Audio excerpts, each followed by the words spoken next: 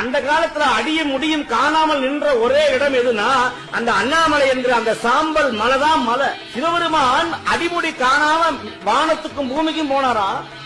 எப்படி போனாரா? தீ பிழம்பா போனாரா? இந்த கிராமங்கள் எல்லாம் தீ கொளுத்துவாங்க பனை ஓலையை வச்சு. சுரலை ஏற்றுவது அப்படிம்பாங்க பனை ஓலைய. அந்த தீ என்ன ஆகும்? அப்படியே வானத்துக்கும் பூமிக்கும் அப்படியே முழங்கும். அது எரிஞ்ச உடனேயே அந்த சாம்பல் அப்படியே மலை மாதிரி அப்படி குமியும். இதுதான் உதாரணம். திருவண்ணாமலையுடைய தத்துவமே அதுதான்.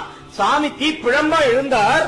அந்த தீப்பிழம்பு அணைஞ்ச போது அவர் அப்படியே சாம்பலாக மாறினார். சுவாமி இந்த இடத்துலதான் தீப்பிழம்பா வந்தாருங்கிறதுக்கு அடையாளத்துக்காகத்தான் அந்த மலைக்கு மேல ஏறி அந்த உச்சியில 12 நாள் விளக்க ஏத்துறோம், ஜோதியை ஏத்துறோம்.